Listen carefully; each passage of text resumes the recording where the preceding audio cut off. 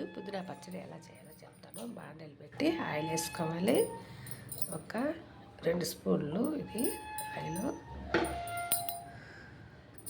Oil వేగింది. చింతపండు ఎండుమిర్చి వేసుకుందాం. ఇదిగోండి ధనియాలు కూడా 1 స్పూన్ వేసుకున్నాను.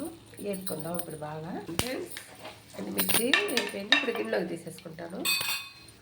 చూడండి గిన్నెలోకి వేసేసుకున్నాను ధనియాలు, మిరపకాయలు, చింతపండు. ఇప్పుడు పుదీనా వేపుకుందాం.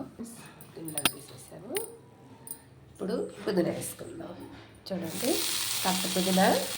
ఫ్రెండ్స్ కొద్దిగా ఆయిల్ వేసుకుందాం. ఎక్కువ పట్టదు, 1 స్పూన్ కూడా ఉండదు, కొంచెం వేసుకోండి.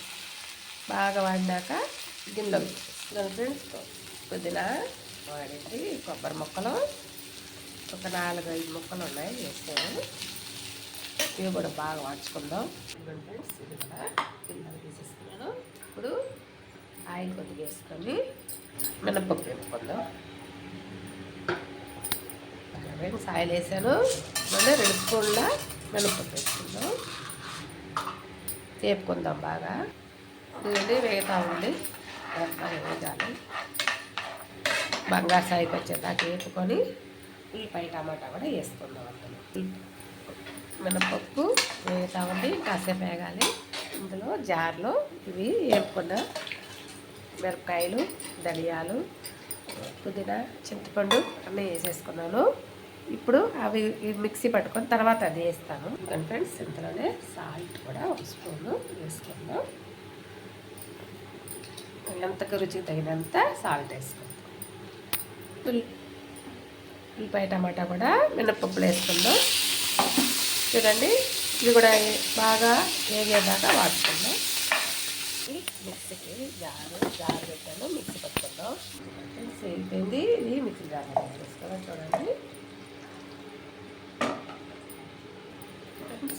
వేసేసుకుందాం. వేసుకొని పప్పు బరగ్గా ఉన్నప్పుడు మిక్సీకి వేసి పప్పు బరగ్గా ఉండేప్పుడు ఆపేసుకోవాలి మిక్సీని.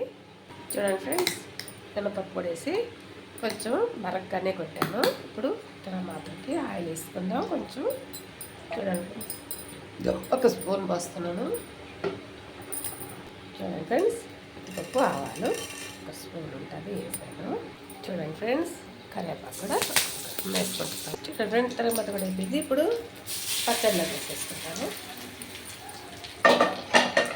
చూడండి నేను చేసిన పుదీనా పచ్చడి వస్తే లైక్ కొట్టండి, షేర్ చేయండి, సబ్స్క్రైబ్ చేయండి, లైక్ చేసుకోండి. బాగుంటుంది.